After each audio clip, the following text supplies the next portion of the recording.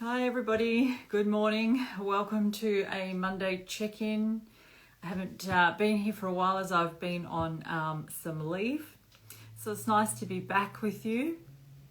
Not sure how many of you saw that I'm going to be on this morning, so I'll give a little time and wait for some people to join. Hi, hello everyone. Hey Jen, how you doing? Welcome as you come in.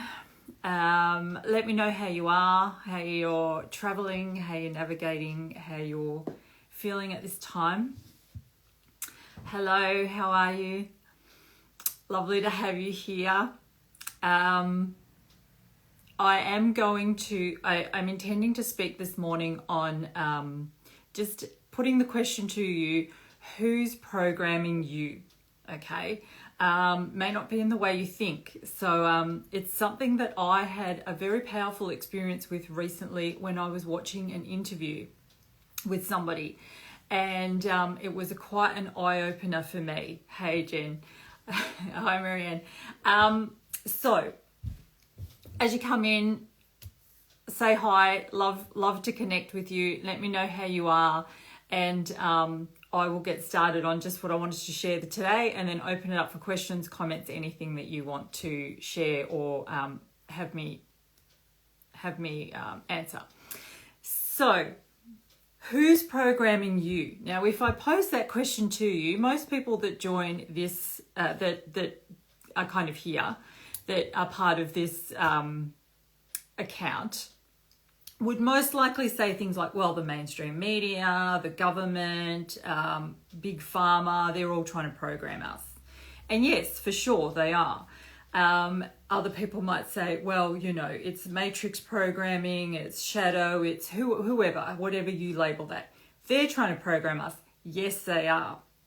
But a thing that we can quite easily forget, and even I who know this, I mean, I wrote a whole chapter in my book on the programming. Actually, the whole book is really on how we get programmed. Ego gets programmed throughout our lives and then takes that on as our beliefs and lives it as a truth.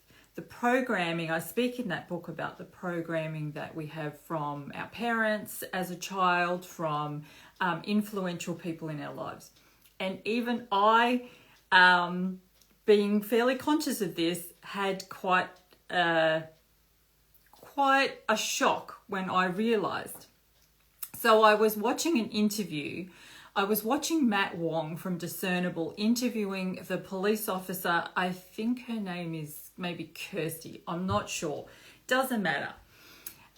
She was coming forward to say she was leaving the police force. She was pretty disgusted with how things were being handled. People weren't sort of, there was a lot of police officers that were quite conflicted with what's happening at the moment, and she was going to be leaving the police force. So here I am watching her. I'm watching Matt interview her, and I'm thinking, wow, she's so brave.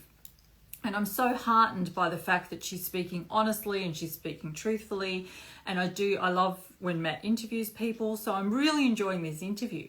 And then I start looking at the comments as I'm watching the interview. You know, I'm occasionally reading some of the comments, and I start to read some kind of negative comments, some things about saying, I think she's a shill, I think she's a plant, I think this is all set up by the police, I think this is all, and I'm not reading them and immediately thinking, oh yeah, that must be the truth. But it started to cloud how I felt about this woman. It planted enough doubt that I started to think, okay, maybe this is a setup. Maybe I started to doubt the experience I was having of the interview. And we can actually take the detail away and say, you know what, it doesn't matter what actually she was saying. This isn't about who was being interviewed. This isn't about what I was watching specifically.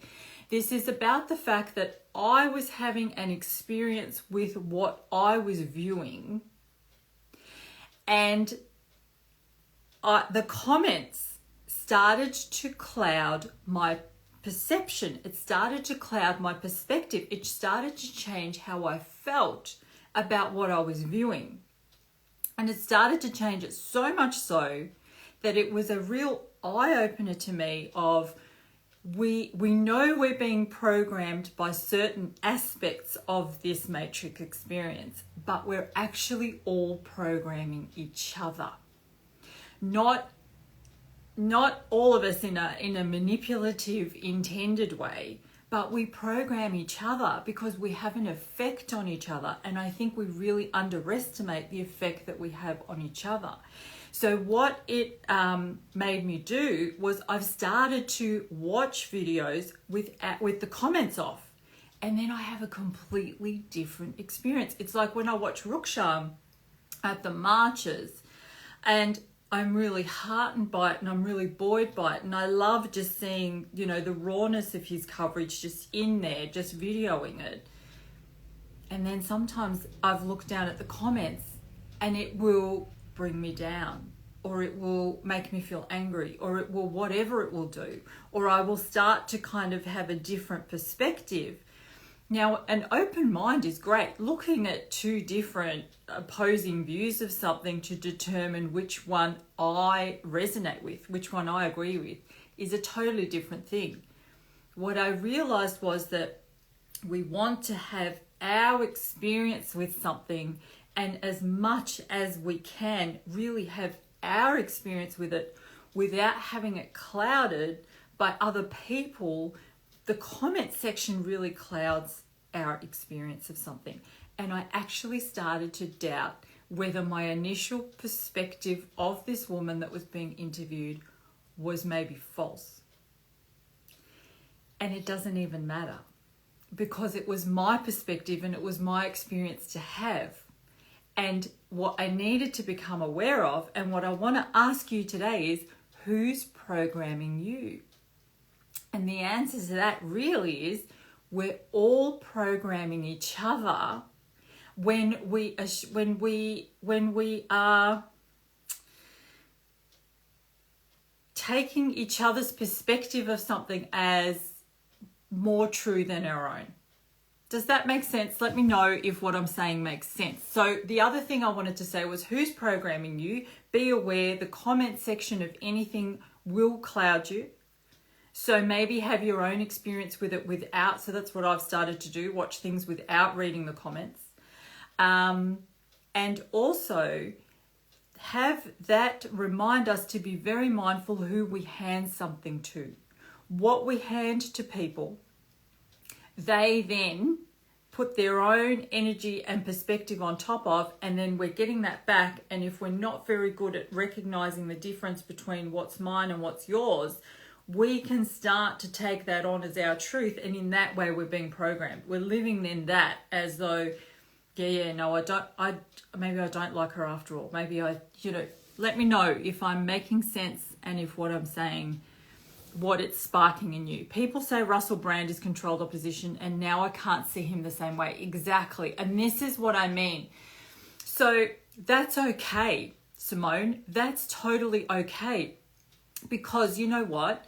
So I really like Russell Brand too. I saw him live at the beginning probably actually the beginning of last year. Loved it. Really like Russell Brand. It doesn't matter what he is. What matters is that I have my own experience with him and with his information, that I get to look through it myself, that I get to take what he's giving me or what he's giving, that I look through it and go, okay, yep, that I like that. No, that doesn't work for me. Yep, that resonates. Okay, yep, that I want to look at a bit more. He has said this, so I might want to look at that myself. But having my own experience of life where I get to navigate what feels right for me, what feels like it, what resonates, just learning my own kind of what resonates and what doesn't, and being able to have my own experience with that without me, because it's not they're just sharing their opinion. But if I then give it weight and let it have more weight than my own knowing, that's where the problem comes in. And just understanding and recognizing, hey, people can really cloud us. So be mindful who you hang out with, Be mindful who you give your energy to. Be mindful who you give any information to. Does that make sense? Your point is making me think about why my perception changed about Russell. I really like him too. I think it comes down to me feeling such a lack of trust that I'm fearful of trusting the wrong thing. Beautifully put, Simone. And the thing is, it doesn't matter who we trust as long as the message resonates. I think we have been taught so much. It's a concept that has helped manipulate us. It's a concept that has helped to control us. We have been given this fear of getting it wrong. What if I get it wrong? It really, if I look at religion, because it's a really good example. Okay, oh my God, what if I follow the wrong thing and I go to hell? What if I say the wrong thing, do the wrong thing, follow the wrong teachings, and I get it wrong and I get punished? Okay. So for me personally, I don't believe in a punishing God, right? That's not how the God that I have a relationship with works. But I can see that if I take that back down, well, that would be really helpful to somebody else, just to put that fear into me, or to put that fear into humans in general, and say, if you get it wrong, you're fucked. So here's how to get it right. Here is a book with the rules, and it is right, and then hand it to them. So first you make them doubt themselves, you make them frightened of making the wrong call, and then you go, and here's the right thing, okay? And that is across the board, all religions, probably in a way, but also the way we get taught at school. What if I get it wrong? What if I get into the wrong relationship? The way movies set us up with this mad and crazy and insane concept of the one. Again, oh my God, what if that person's not the one and I fuck it up and I'm in the wrong relationship? You can never be in the wrong relationship. You can never fuck it up. There is no fucking life up. There's no fucking it up. There's no fucking it up. There is just learning how to navigate what is right for you, and that is going to be different for every single one of us. So it doesn't matter if Russell Brand is controlled opposition. Not really, if he helps you in some way, if there is information he gives you that helps you wake up to that, if someone is teaching conflict and division and fear and hatred, it doesn't matter whether they're controlled opposition or not. I would say don't listen. And if someone is teaching open your mind, have a bigger picture perspective, unity, consciousness, and love, then it doesn't really matter so much where that's coming from that we would close ourselves off completely and be frightened of listening to anybody. Does that make sense? I'm dogged by getting Taya wrong. Yes, keep tapping into what resonates. Just do that. If we just do that. And the thing is, we forget that when we come onto places like this, like when I watched that interview, because I watched it on YouTube. But when we watch things like that in that arena, we are in an arena, right? So we're kind of in an arena where there's a lot of noise, there's a lot of shouting.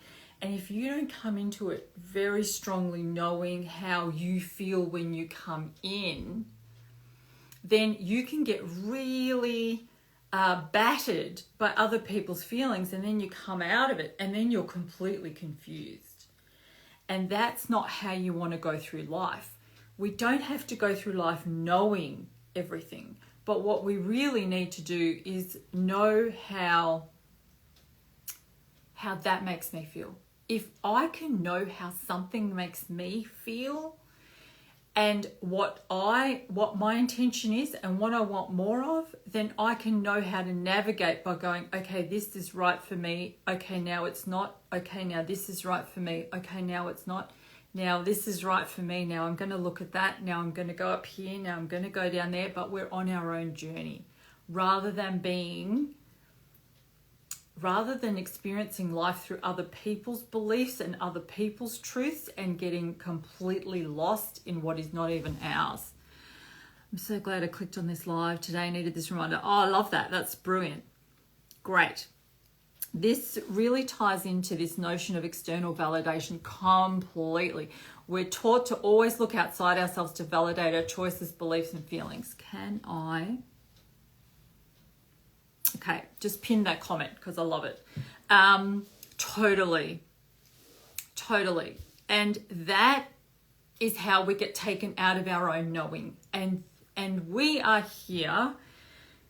Our experience of life is so that we remember who we are and so we rise in our power, and so that we're here for soul expansion. How do I expand my soul when I'm looking for the outside to tell me my truth? I can only then have that person's truth or that person's experience or that person's whatever. I'm at the mercy of, because we've got 8 billion different experiences on this planet. We have 8 billion variations, right, of this experience. And so if I'm always going looking for the truth, it's never going to be my own.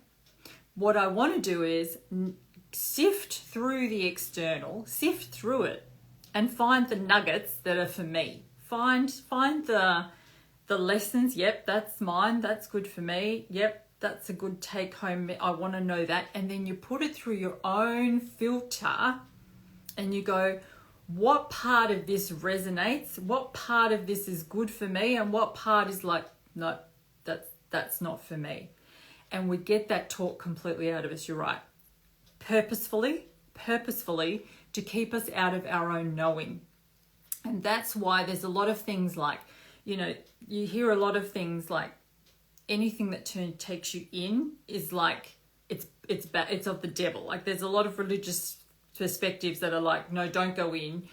You go to the priest, you go to the external, you go to the middleman, you go to the book that was written and, what's the word I'm looking for? Interpreted through somebody else's perspectives. All of these things that take you outside yourself, when really it's about going inside. And so it's about quietening the noise. So for me, watching that interview and just swiping left and not having the comments was like, oh, okay, I'm back to having this experience myself and not having somebody else, not having all the noise. Like this group here was saying, no, she's good. And this group here was saying, no, she's bad. And I was like, well, now I don't even know. But the shock for me was how much it affected me, how quickly it clouded my own experience and my own feeling of knowing and my own reading of the situation. It muddied the waters. It muddied my own reading of the situation and swayed me in a way that I really did not like how much it swayed me, given how conscious of all of this I am. So it's a great lesson for me to just go, just always check in and remove the noise. Clear the waters as much as you can and then go, okay, how do I feel in these waters? I've got friends that are so different with their views and it's awful. I constantly feel like I can't have an opinion. Well, you can have an opinion, Deborah, but the important thing is to know that so can they. So when you come together and the opinion is too opposed, the opinions are either too opposing or the opinions are you're both connected to them too much to be able to go beyond them and find common ground somewhere else, then that's when that's when it falls apart. It's important though that, Deborah, you recognize that your friends don't have to share your opinion, and it's important that you understand you don't have to share theirs. The thing about the division at this time is that the whole cancel culture thing is like, get rid of anything that doesn't agree with you. And that's really bad news, because there's a lot in the coming together with the differences, the common ground we have to really unite on. The bigger picture thing that we unite on is our right to have different opinions and to make different choices and to live from different perspectives, because that's sovereignty. We have been taught, though, about this whole right and wrong thing. Our ego will tell us, no, there is a right and a wrong. There is a black and a white. There is left, right. There's a way to do this. And if you don't do it the right way, you will make a big mistake. You will get it wrong and it will be terrible. And that's where a lot of that disrespect comes in and that disregard. And maybe we never had it. We need to learn to come together and have different opinions and respect each other's rights for that, and be able to relate on ways that don't have to be about the thing that we don't see eye to eye on.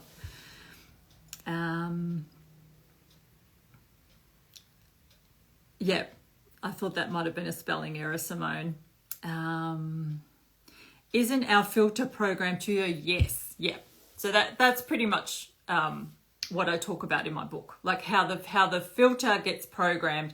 The filter is ego's beliefs and programming on how to keep us safe. What is truth? What does it mean to be a woman in this world? What does it mean to be a man? All this sort of stuff. And that's what forms our belief system. So yes, the filter is programmed, but I need a clear experience of my filter, and then I can say, okay, is this working for me? Is this not working for me? If I already come with my own filter and then I go in the arena and it all gets even more clouded, then I don't even know what's mine. Okay, and I need to know what's mine before I can say, this works for me, this does not work for me. This is limiting, this is fearful, this does not feel good, this is not expansive, this does not work for me, this needs to be cleared and changed in my own filter. Does that make sense?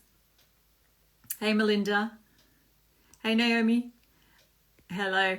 Yes, we are souls, divine spirit, having a human experience. Exactly. Whose interview? The interview was Matt Wong from Discernible interviewing the police officer. I don't know if anybody remembers her name. Can you put it up? But it isn't. I think her name was Kirsty.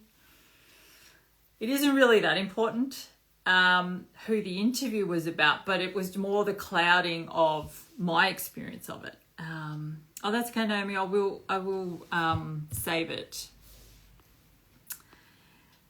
Great. Hi, Haruka. All right, so I just wanted to remind you of that. Who's programming you? Yep, I will save it, Haruka. Police officer Crystal. Her name was Crystal. Thank you. Who's programming you? So the recognition that we're all programming each other when we kind of like, is it a bad thing? I don't know. Maybe that's just the effect we have on each other. Programming is probably a word that we can really feel negatively about. Maybe we're all affecting each other. We're all having an effect on each other. And therefore, it's really important to make sure that as much as you can, you have your own experience with something where you're not looking at the comments of something whilst you're experiencing it. Maybe not at all. Like, depending on what the post is, I don't read the comments at all. And also to remember, be mindful who you hand. Hi, Sue. Be mindful who you hand things to. Your own experiences, your feelings, your beliefs, your take on something, that when you hand it to somebody, because of the effect they can have on it. So a couple of weeks ago, so something happened here that my husband then shared with a family member, and that family member of his put a whole heap of fear, like just received it with fear, which was of course his own fear, right? This person received it and had a reaction to it with their own fear. When my hubby came home and told me what the reaction was, even though I wasn't there, my ego picked it up. And even though right from the word go, I said, oh, that's just his own fear. Like, that's not going to happen. later on that day, I was in the bath reading and I heard it. I heard the comment. I heard the thing that he had said. But what about if this happens? He said, but what about if this happens? And I thought, see, this is how we program each other. You know, he didn't intend that. It wasn't manipulative. It wasn't any kind of dark forces, or it just was somebody receiving information, having an experience of their own fear about it, and then it was kind of picked up by my hubby. He brought it home. He gave it to me when he told me the story about it, and it went into my memory, went into my ego. And there I am in the bath, and there it is with me. And I thought, wow, look how powerful our words to each other, our receiving of information from each other, and look how much we can just pass on our own fears, pass on our own doubts, pass on our own whatever to each other. And if we're not conscious, that gets in there and it plays, because of course ego loves the negative stuff. Ego can hear 10 years worth of positive stuff. It's the negative stuff that it'll really go, oh, put that in and press play regularly in this mind. Press play. And when I heard this and realized, shit, I've actually really kind of had that put into my own mind, and I don't even in any way believe it, but it will still be having an effect on me. It will still be having an energetic effect on me and bringing me down, bringing a what if that I don't even think is a reality. So I cleared it by, so I don't want to repeat what this person said because I don't want to give it more energy, but I cleared it by saying to myself, 2 mansions and beyond, which just made sense with what this person had said, 2 mansions and beyond. And then Mr. Cookson and I, every time this thing came into our mind, we would just like say to each other and to ourselves, 2 mansions and beyond. And the mansions were possibly physical, but really what we meant with the mansions were energetic mansions, right? Building energetic mansions of, you know, of whatever. I mean, I don't need to explain it to you. It's just so that you know, we made a thing that will like surpass this person's fear so that we would go into that energetic response whenever that person's fear played in our mind. Does that make sense without me sort of saying exactly what happened? Well, that makes sense because we all respond to vibration frequency. Therefore, as a collectively, we affect one another. Yeah. And so this is why you can spend time with some people and go, oh my God, they bring me down. I'm so exhausted. I'm so tired. I used to work in this job with my friend Nicole. I was a nurse. She was reception. And we worked in this unit, and we both just would really get down by the predominant negativity of the other staff. They were just, you know, the kind. And we would literally pass each other and go, oh my God, I'm on the floor. Like we would just say to each other, I'm on the floor, meaning that's literally how we felt. Some mornings, our energy would just go like this with hanging around these people that we literally felt like we were like crawling on the floor, and energetically we probably were. So it is really vital to understand that when you're feeling like that. So then what ego says is, well, get rid of them. Tell them not to be like that. Tell them not to be so negative. Tell them that they don't have to do anything. The power is in our hands when we are able to make those choices ourselves and go, I'm feeling like that because of this person. Let me take my power back. Let me take my energy back from them and not feed it, right? So have them be on the floor and have me be able to like stay upright. Okay, any questions about anything I've said? Any other comments before I leave it today?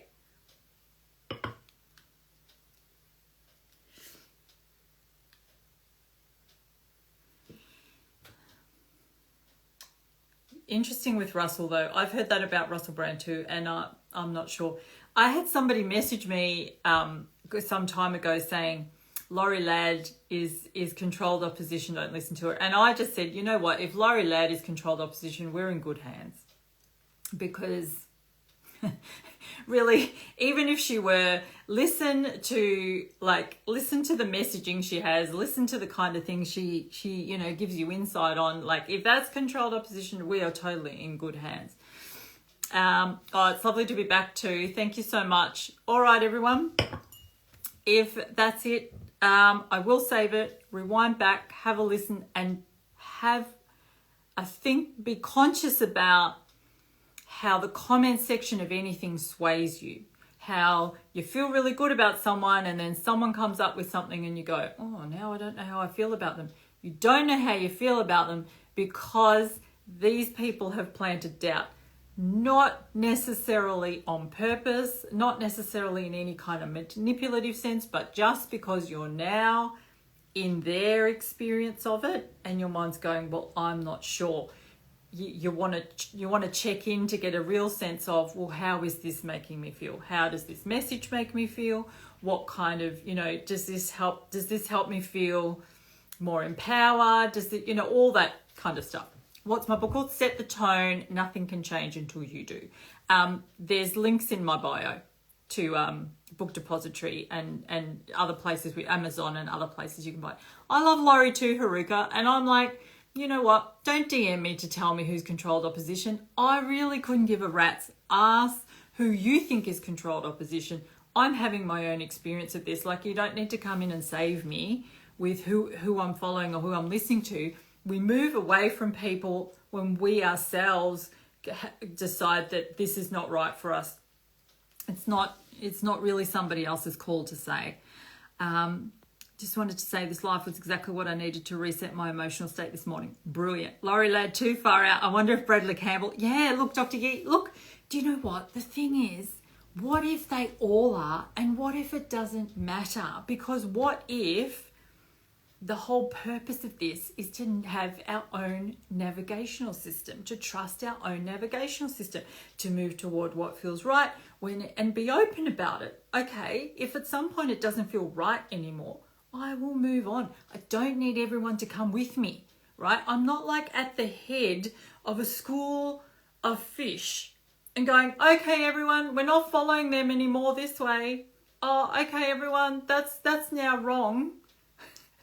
This way. It doesn't work like that. It's an individual navigational system in this thing called life.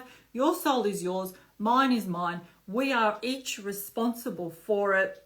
We are each responsible for seeking out the thing that we need. And because we're each on a kind of a different assignment in the sense that our experience is unique to us. It's individual to us. We are each here with kind of our own curriculum in a sense. Someone else can't even tell you exactly what's right and what's not right for you anyway.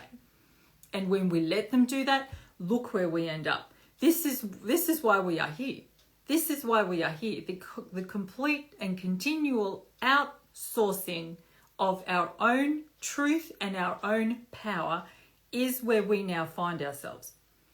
And then you have people who are completely lost at this time because they have not mastered their own navigational system. They have not tuned in to get their own sense of right and wrong. And now they're looking around and they're giving it to everybody going, well, you tell me. Well, you tell me. Well, if this was not something I could pin my hat on, well, where do I? Yourself. Only ever yourself.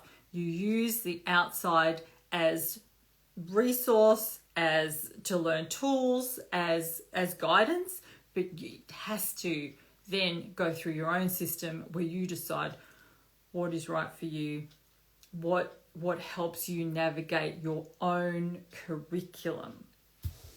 Okay. Thank you, Haruka. Yeah, I'm really excited for Thursday too. And I just realised the other day, Sue, that it's the 11th of the 11th. So this Thursday is 11/11, which is like a powerful, portal energy, 11/11.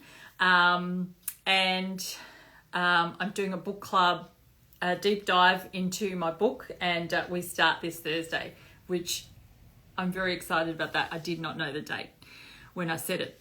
All right, everyone. Thank you, Gina, for that. Gina, Georgia, for that brilliant comment. This really ties into the notion of external validation. We are taught to always look outside ourselves to validate our choices, beliefs, and feelings. And that is not a good thing. That has not served us well. And we are currently unlearning, unschooling that, and moving beyond. Jenna. Okay, Jenna. Yes, Haruka, starting this Thursday. If you did want to join Haruka, then email me today. Okay, everyone, great to see you. Lovely to be back. Not sure whether I'll do one next Monday. I will let you know. I'll see how we go during the week. I might do another flow of them on a Monday morning. All right, take care. Have a beautiful day. Bye.